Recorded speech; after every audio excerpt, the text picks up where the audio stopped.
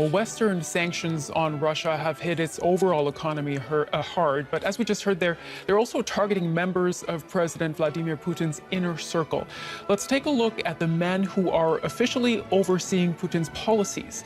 Putin's advisors have been with him for a long time. Sergei Shoigu is the Minister of Defense, who is reported to vacation with Putin and who was in charge of the annexation of Crimea in 2014.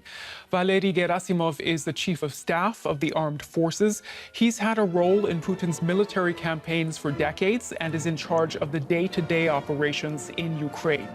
Then there is Nikolai Patrushev, Secretary of the Security Council, known to be a hardliner, who has long felt the West was out to get Russia. Sergei Naryshkin is the Director of Foreign Intelligence. He may have lost some influence recently after Putin chastised him during a televised Security Council meeting. And then there is Russia's Foreign Minister, Sergei Lavrov, the chief diplomat and public face of Putin's policy for years now. He reportedly advised more diplomacy before the Ukraine invasion, but clearly his boss was not in the mood to listen. What is not clear is how much Putin is listening to his advisors. There is speculation that he may be sidelining them. And we can talk about that more with our correspondent, Emily Sherwin. She has been reporting from DW's Moscow office, but that was closed down by Russian authorities. So she's joining us here in our studio in Berlin. Emily, does Vladimir Putin, how much is he listening to his advisors? Well, when it comes to the decision to go to war, various experts that I've been speaking to who talked to sources within the Kremlin have been saying that essentially that decision was Putin's brainchild. Most in the political elite apparently didn't know that Vladimir Putin was planning this full-scale invasion. They thought that it would just be kind of a takeover of those separatist regions, the Donetsk People's Republic and the Luhansk People's Republic. And it was only apparently, according to media reports, a handful of people who really knew what he was planning. The first person, you mentioned him, is the Minister of Defense, Sergei Shoigu. Some people even say that he told Sergei Shoigu about his plans for this military operation back in September when he went on a holiday with him in the taiga. They went on, long hikes, kind of wearing military fatigues. Those pictures were widely distributed on state television as well, and apparently that's when Shoigu was told about Vladimir Putin's plans. The chief of armed forces, Valery Gerasimov, who you mentioned, apparently knew, and most likely the head of the FSB, Russia's security services, knew. The security services have apparently had Putin's ear for a long time now and have been, gaining influence within the country. You can even see that when you live there, more and more police presence, even on the streets. But apparently even the presidential administration didn't know.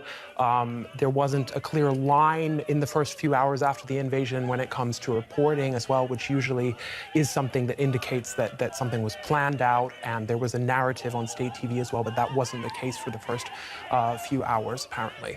So what does that mean? I mean, how isolated is Putin in his decisions? Well, one expert that I was speaking to said that before, Putin was kind of almost an institution. He's almost the umbrella over the whole system. He was like a CEO with shareholders that he had to consult with, including some of the men we've seen there. Now, more and more, apparently, he's taking his decisions more alone.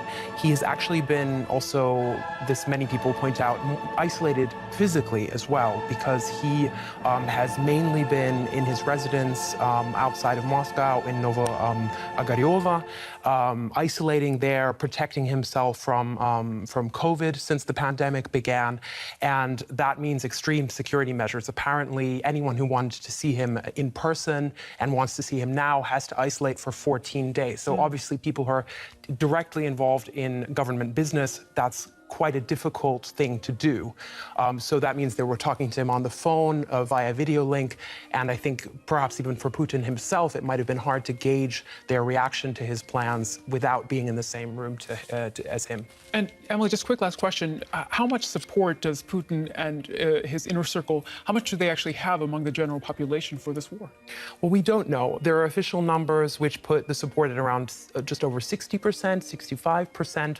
But that's, of course, a government government pollster. Other independent experts are putting it more at 50%, but that's still pretty high. A lot of people are following the state TV line, which is that Russia is liberating Ukraine from this Nazi occupation, that they're not hitting civilian targets, that there are no victims, essentially, and that the sanctions are, the West is to blame for that. But, of course, there is quite a big opposition within the country. People have been protesting. We've seen that, despite the fact that that's a huge risk to them. DW's Emily Sherwin, thank you so much for sharing that reporting with us.